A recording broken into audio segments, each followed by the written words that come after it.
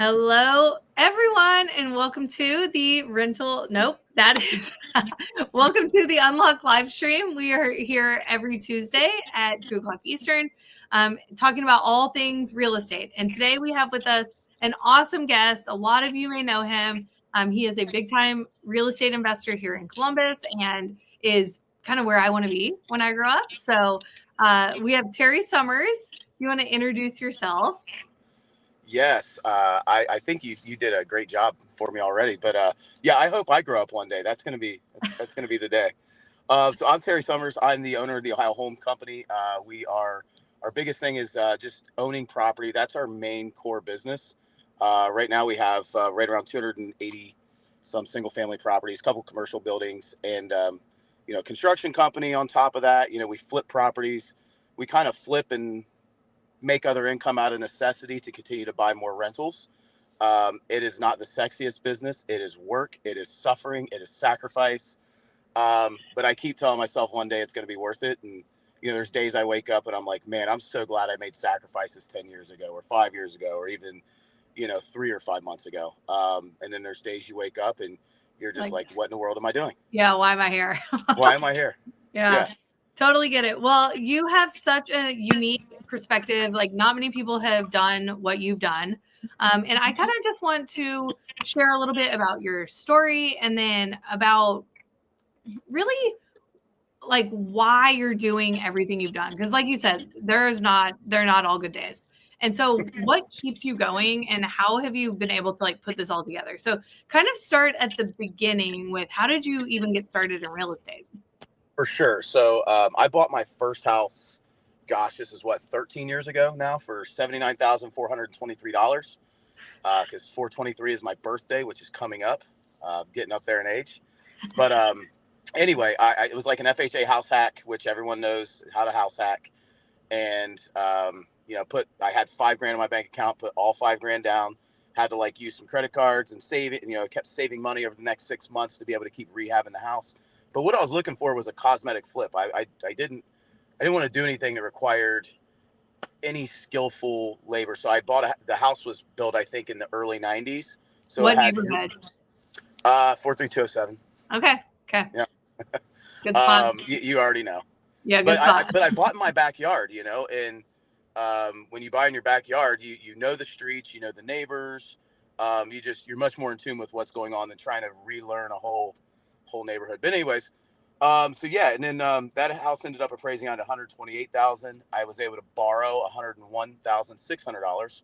So the difference between $101,600 versus the 25 that I owed, I had a check for like 27 grand, and I said, "Holy smokes!" I've only seen $5,000 before, and I'm like, I remember like praying over the check. I'm like, Lord, please don't let me do anything stupid with this. Please don't waste this at Applebee's. And so I doubled down, on what I had already done. I realized then that you have to actually put 20% down on properties after that, which sucked. And I'm like, man, that's like $12,000 down on a $60,000 house. Now, again, these are 2012 prices, right?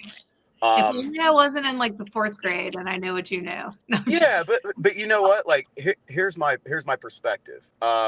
You couldn't find money. I mean, I remember going to every single bank in the city of Columbus, walking in, introducing myself, and having every single one of them say no, which today, every single one of them say yes. So now we have less deals, more money, whereas we had all these deals, but no money. Plus, when you try to get an appraisal on a house, like your house was only going to appraise out for like 10, maybe 15 grand more than what you paid for it anyway. There's no comps. No one's flipping, right? Yeah. Nothing. But yeah, and then, that's how I got my start. And then I just became addicted to it and wanted, you asked why. So originally I had wanted to move to South Florida and kind of live my days with my then girlfriend at the time. And that was kind of the goal. And then that didn't work out, thankfully. Terry, how many rentals did you think that you needed at that time in order to hit that goal? 30. You thought you needed 30 deals? I thought I needed 30 deals. What would 30 deals do for you today? It makes some payroll. Yeah. Cover payroll. Yeah. But you don't factor in all the other things. When you're young, you're starting out, you're ambitious. You're always thinking best case scenario when you're not burned or you haven't been in there. You look at the numbers on paper, but you haven't had the real life experience to be able to say, well, this is really what happens, not what the spreadsheet says happens. It's like a business plan. It's like best case scenario. And then you get into your business, you're like, yeah, why did I even write this thing? This thing was pointless. Right. Well, okay. So there is some use to a business plan, but I do know exactly what you're talking about. The real life application versus I went to business school. Same thing. They teach you all the right way to do things in school, and then you get out in the real world and you just kind of hack it together and figure it out. Yeah. Right. And then you kind of shred it up, 3 months into it. Or just never look at it again.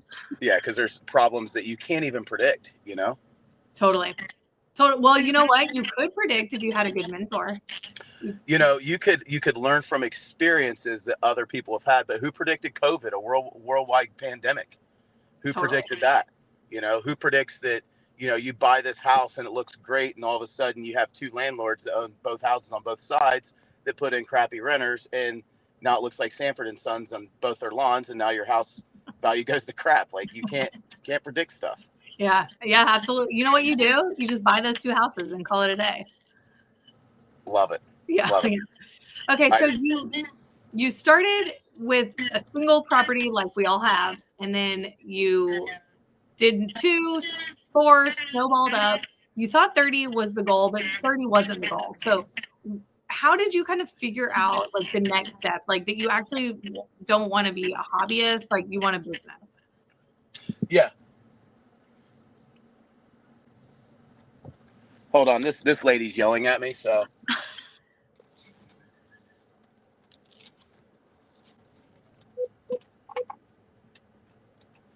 I'm getting yelled at.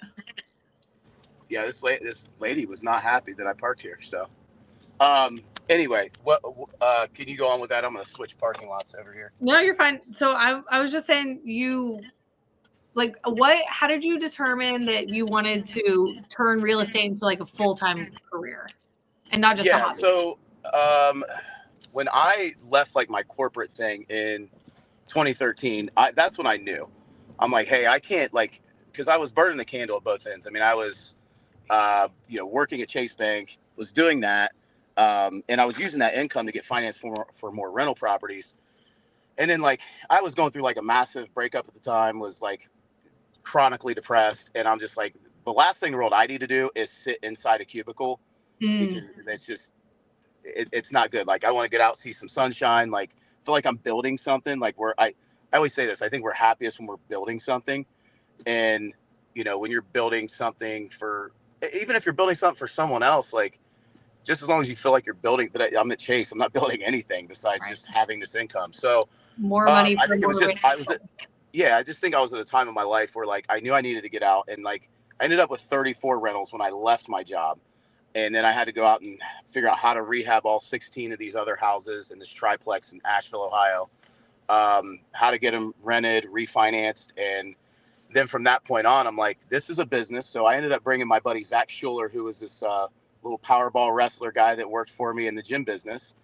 And he was like, man, I'll do maintenance for you. He had nowhere to live, so he was kind of staying with me. And then we would wake up every day at like 7:30. We'd go to Lowe's. We'd have our little impromptu meeting on this thing I still use today called The Sheet. And we would just go through each property, see if there was an issue, we need to fix anything, have they paid rent, just all these other things, trying to figure it out. And from there, when you buy more and more properties, you figure out how to that you need more people, you need a better system. Yes. And then I tried the property management thing and outsourcing from, like, I will say 45 units to like 90, and then that didn't work out. Same thing here. I was from like 25 to like 35, and I brought everything back in house. Just did not work out. Why didn't it work out? Well, I just kept writing them checks every month, and for managing multifamily and single family are two totally different things, right? With single family, you have to be much more, like, your maintenance has to be much more of a coordinated effort. If someone's on this side of town and then you've got two issues on this, then you have to break it up geography wise. You can't just go from door to door. And if you have people with different trade sets, you have to make sure that they're doing the right type of work. It's just, there's a lot more coordination that goes into it. And a lot of people think that, anyone can manage property just because they manage a multifamily building, and it's not the case. Not the case. Things are completely different, right? You want to start, like in an apartment complex, you always have vacancy. Well, in single family, you want to start marketing that property before it's even going to hit the market. So that way you have an inflow of leads. As soon as it's ready, like that day, you can have people in there. Yeah. And then in 2018, I decided to bring management back in house. I had ended up buying I had a couple apartment complexes, like a 24 unit, had a 16 unit, had a 36 unit, was buying another 26 unit, and plus I had all my houses. And so I said, I'm just going to bring it in house. So we had like 150 units at the time, and then I just brought it in house and never looked back. Never look back. Same exact thing. And so we're here to talk about how real estate has like afforded you the lifestyle that you have. And so, we've talked about there's a lot of steps, there's a lot of moving pieces. What systems do you have in place? What people do you have in place? Like, how are you able to live the life you want while also overseeing that everything gets done? For sure.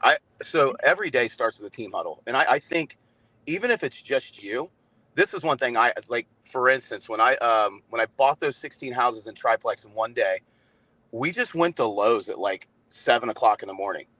That is not how you run your day. Your day runs you if you do that. So every day we have our meeting at 9 a.m. And then we, at the end of the day, we let maintenance, if they're going to work overtime, like from like 7 to 9 a.m., we have what we call home base. So that's a property that like a turn property where we can go in and maybe get some painting done, maybe some maintenance done before we start working on our work orders and before our 9 a.m. call. But I think even if it's just you, have a 9 a.m. call with yourself. Like write everything down that you need to write down.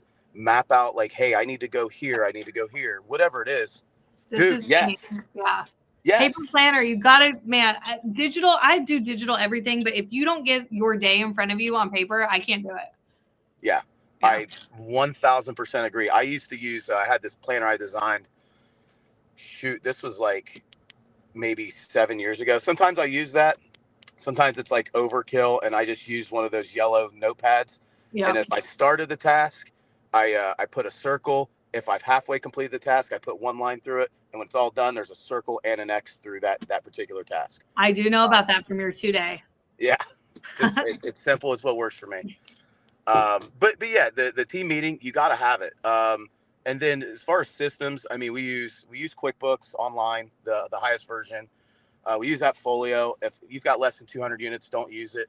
We use a lot of Excel sheets. Like, me, I'm not a proponent of like selling other people's products when I think they're unnecessary. I think there's a lot of damage you can do with an Excel sheet. I mean, if you look at some of the biggest businesses, you'll see their accounts payable person using an Excel spreadsheet of some form, right? Yeah, totally. So, but yeah, we use a lot of like custom Excel worksheets. We use bill.com for all of our purchases. Yeah, and all the invoicing. We have, we use Podio for leads. We use Terry. When you say we, who's we? Who's on the team? We as the team. So our team right now, we're lean. So it's myself, our COO, Adam, which he's a true COO. James, who is our controller. So he manages all the finances, accounts payable, collection, deposits, high level. Like we had this whole 1031 exchange thing that we completed today. Thank you to you. You are so welcome. And yes, I owe you one. But he was able to put that thing together in that custom Excel workflow. And then we have 4 VAs that help out between property management, transaction coordination, deal flow, and then a personal assistant. And then on the construction side, we have 2 VAs. We're hiring for an executive assistant right now. You'll hear that? You want to come learn from the best. There we go. Putting out the post later today. And then we have our GC. We did just hire a guy who is HVAC certified, which is going to be an absolute game changer. And then we have 25 additional guys that are just swinging hammers and doing all that. And then we have 4 maintenance techs on the maintenance side. So we're very trades heavy, which is good. You just have to coordinate where in the heck they need to go. Because they'll just end up running all over the city. And then next thing you know, you're paying guys, $75,000 a year to just run around in a truck and do nothing. Your gas bill. Yeah, gas bill creeping up, Yeah. Um, but yeah, when I say we, I always say we, team, us. I mean, I think it's just it comes from like being a salesperson back in the day. Like if you try to sell somebody and you say you and I, they get offended. But if it's like we and us, it's like we're on the same team. Right. So I Right. just always say that. Who was your very first hire when you were getting started? So there was two. There was a guy named that kid named Zach, who was my first maintenance person, and then there was a guy named Matt Larson that I watched because I watched Dean Graziosi back in the day, and it was Dean's right hand guy. And Matt Larson said, "You got to hire an assistant. You got to hire an assistant." So I hired this girl named Peggy that to basically do like assistant work, and I listen. It didn't matter who I hired at that point. They were going to be terrible at their job because I had no idea what to give them, what to do. I didn't have any like processes, SOPs, and a lot of this stuff wasn't on YouTube in 2014 and 15. It's just like, Yeah. you just figure it out. You're like, hey, go change my oil today, and then go collect this rent. And then they collect, $1,200 from Mrs. Jones, and it's in cash. And then miraculously it comes up missing. Yeah. That happens. Yeah, you're like, what cash? There's no cash. Yeah, no, and then she's crying because she lost the cash somehow, right? Yeah, that's tough. Okay, so first hire was an assistant in maintenance. That's where I am too. At 75 units, it's myself, a maintenance guy, and like full-time assistant, and we're cranking them out. Yeah. Okay, so super cool. And we talk about all of this again is to support the life that you've kind of been dreaming of. So tell me a little bit about how close, like, what does that life look like and how close are you to achieving it if you haven't already? Yeah, I mean, like it's funny. We talked about this a little bit the other day. Is like for instance, I took my kid to the park for a meeting with you. To me, that was one of the coolest things of all time. Like I'm with my kid, he's going down the slide, and like we're meeting up, and like we're like, and what's funny is like I consider us good friends, but at the same time it's like business too. Totally. It's like I didn't feel like we're working. No. So like think about that. When your personal life and your business life become so intertwined that you forget you're working. I think at some level we forget that, So now at this point, my life is completely like that. But yeah, I mean, I would like to travel more for sure. But I mean, for me, I try to do what the market tells me to do. Okay. And right now the market is, telling me, it told me to slow down for a little bit. So now I'm spending more time with my family. We're going up to the lake for a month this year. You're doing it? Yeah, we're doing it. Good. But so yeah, I mean, there's a lot of cool stuff I can do. I mean, I can take off for 2 weeks if I want to. I'm still a part of my daily calls. I want to be in tune with what's going on. Some people just want to wipe their hands and have it be a day. I can't do that. Like I have to feel like I'm on top of stuff, or else like then everything's jumbled. But I can't go and live my life unless I know that everything's taken care of. So maybe I'm a little bit of a control freak, but I mean, when you got, millions and millions of dollars out there, right? I mean, you need to check on those constantly, right? You can't just be absent. When I talk about, people always say, well, I want to hire property management. And I say, would you buy a Ferrari and turn the key over and never check on your asset? Of course not. Of course not. Like, that's crazy.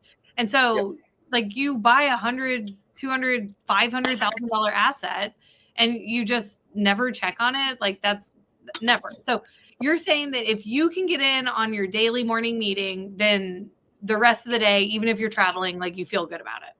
I feel great about it. Yeah. There you go, y'all. I mean, I'm on the road today. I'm on the road today. Snuck in a workout for like 35 minutes before this, and then another thing afterwards. I mean, I'm good. And I know that everything's running, it's operating.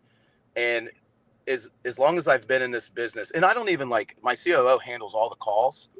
I try my absolute like damnedest to not overstep what he's doing. I will do it after the call. I might just pop in. Like it was our one guy, Louis, it's his birthday today and he's working. He wanted to take off, and then he's like, my family, they're going to do it on Saturday. So I made sure we're getting him a cake and we're going to show up because all the guys are at 868 Obetz Road today. And so we're I think we already sent the cake 'cause it's like 2:30, but yeah, got him a cake for his birthday. So Oh, that's stuff so like sweet. that. Yeah, so yeah, you're in there for the fun stuff. Yeah, I mean, it's fun stuff, but the guys know too, like if it's something I need to be shielded from, like for instance, we have a $3,000 gas bill at our office for some reason. I'm like, I don't need to know that. You guys figure it out. Figure out why they placed all these bills on this one gas bill, and then I don't need to know, Right. right? Because if you get all the problems handed to you, all like you got to shield yourself from some stuff. That's what I was about to ask is how do you like determine what's a boundary on your time versus outsourcing to someone else? Yeah, I mean, if it's over $2,500, I know about it. If it's Okay. under, I don't know about it. Interesting. What was that threshold when it was just you and an assistant? Everything. You And wanted to know it all. Yeah. Yeah. Well, I mean, you kind of know it anyway because it's just you and that person. Yeah. You're like, hey, how you doing? Well, I'm just dealing with this, blah blah blah, and they feel compelled to tell you, right? And you just got to put your foot down. Like, look, you're the barrier between this conversation with this tenant that absolutely just hates you. Like, I don't need to know about that, right? And I know that you need to vent to somebody, but I'm not the person to vent to about Terry, this. a tenant has never hated us. What are you talking about? Ever, Never right? once. That's never definitely ever happened. I mean, and it's wild too. Like, we have a lady that just moved in. I know about it because it is. I don't say exactly who it is because it might get out. Let's just say she's really close to my wife's friend circle. Okay, and like this house is literally a $250,000 house. Was going to sell it. She, I don't want to talk too much, but Yeah, you I know. But she's paying I think $1,800 a month, which it doesn't meet the metrics for what I've got in this house at all. But she's just complaining about every little thing, and I'm like, dude, you have by far leaps and bounds the nicest house in this entire neighborhood, right? And it's just at a discount. But the one thing I'll say that I've learned is like the pinnacle of the landlord and tenant relationship is that they pay rent on time and nothing bad happens. That's the pinnacle. So like everything else is bad. Think about that. There's nothing greater than that happening, and that's supposed to be the normal thing. So I think it's kind of why everything tends to be a problem, because the expectation is that the pay rent, nothing happens wrong with the house. I haven't thought about it that way, but definitely like both sides are expecting perfection, and that's the standard. It's unrealistic. Yeah. Okay. And we're all about, how like things are going to go wrong, but how can we do the best? Like, for me, they pay rent on time, we fix things in a timely manner, and problem solved, and we all just live happily ever after. Yeah. And the issue, but then again, it's like we're in the customer service business, but this business, the customer is not always right, unfortunately. Yeah. So, and then once they sense weakness, it's like a shark sniffing out blood in the water, right? Like I'm serious. I mean, the 7th of the month was on Monday, right? Yeah. And I'm trying to find somebody to go put out notices on Saturday, but I'm not using like one of our highest paid, tech guys to go put out notices on a Saturday when he could go fix stuff. So because people didn't get the notices on the 6th, they got them on the 7th, which was Monday. It's like they got a free day, Yeah. I'm like, we can't have this, can't bend. But you start bending, right? And that's why there's rules in play. I think it applies against for all contracts, all partnerships. Like, whatever it says in that contract, that agreement, like we have to adhere by it, right? For everything. I mean, that's business. That is business overall. It is a legal document, a signed lease, and it's legal for us too. We have to uphold our side of it. For sure. Yeah. Yeah. So super cool. I mean, it sounds like you have really put in the blood, the sweat, and the tears. What is kind of next for you? So right now we're pumping up our construction side of our business. Okay. It's something that I haven't, I haven't really dug into I don't want to say not dug into too much, but it's nothing that we've built out for other organizations So that's like my big push the next 3 months is really like refining that, especially now that we have some actual like tradespeople in this company. So that's going to be a huge cost savings to the bottom line. I mean, you think about how much we pay for HVAC and plumbers and electricians, and now we have two out of the three of those on our squad. So I'm really excited to really build that out. Potentially we could save other investors, time, effort, energy, money, all that stuff as well. But yeah, I mean, we're, Great. Who are you working with on that company? What do you mean? Who's your business partner on the construction? My father. Isn't that awesome, y'all? You can literally hire and partner with your own family, your family members, and work towards these shared goals together. Like, it does not get better than that.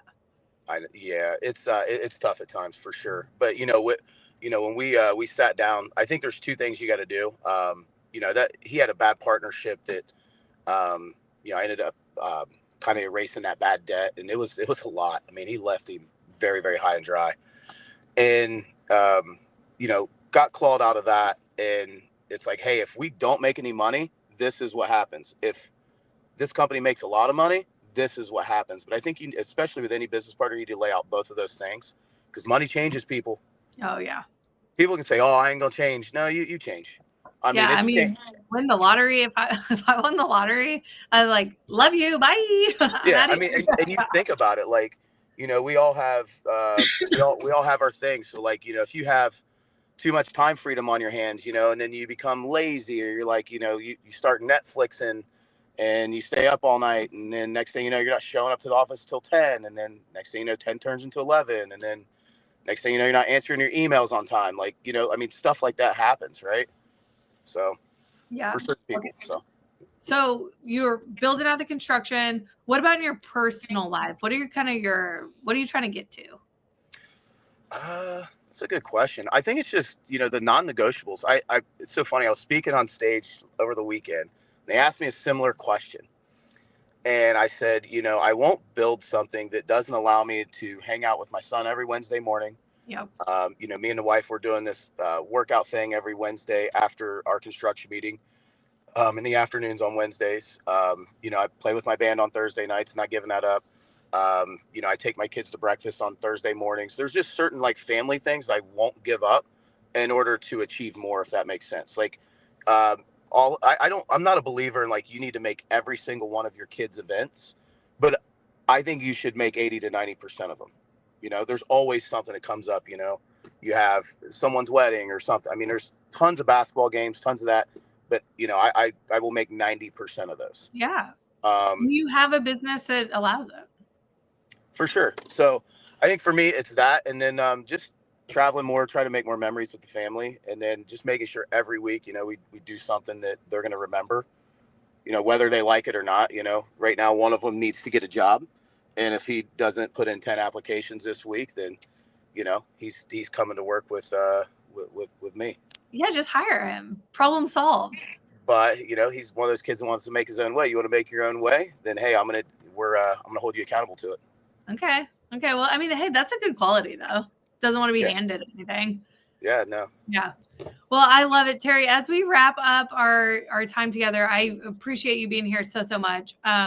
What is a piece of advice that you would give someone, aka maybe me, who is still in hustle mode and is trying to kind of make that transition to a more, balanced lifestyle, or actually taking advantage of all the hard work that we put in? That's a great question. I think we talk a lot about this. You can't have passive income, and there's nothing passive about this business, but you can't have passive income without having an active income. I mean, even if you were to do it the traditional way, buy a house, live in it, work for 30, 40 years, invest your money in the stock market, and retire. You need an active income to be able to invest your money in the stock market or in your 401k or whatever. It's the same thing with this business. You want to buy rentals, you better have some active income to be able to produce enough money to be able to then buy your rentals. So I think just balancing those out and, making sure that your active and this is for everybody. I mean, we've talked about this, but making sure your active income has something to do with real estate. If you're buying rental properties, I came up with this on stage the other day. I'm like, there should be you don't have to just be an agent. You could be a consultant. You could be an agent. You could be an inspector. You could work with a title company. You could be a salesman for somebody. You could have an eviction services company. Why has no one started that yet? Set out. None of us want to go to evictions. Yeah. We need set that out. person would clean house, like literally. Yeah. No pun intended, but they would clean house. that could be the tagline. We clean house. Yeah. That might be my next business. I don't know. Let's connect after this. Yeah, absolutely. I got a new idea. Okay. But so I just think it's the non-negotiables and then building around this. Yeah, I love it. Well, man, thank you so much for your time as usual. And, maybe too soon to announce anything, but there could be a little 2-day little workshop coming up, something me and Terry are maybe going to do together. So y'all keep an eye out for that if you want to hear more from this like very, very experienced landlord. Hey, and you too. I think you don't give yourself enough credit. So. Oh, I appreciate it. Now I give myself a lot of credit. No, I don't hear it. Appreciate it. But yeah, let's partner up. Yeah. Okay. Very cool, y'all. If you have any questions for Terry, we'll post his Instagram, and y'all can, follow up with any questions that you have, and we will see you next week. Thanks so much.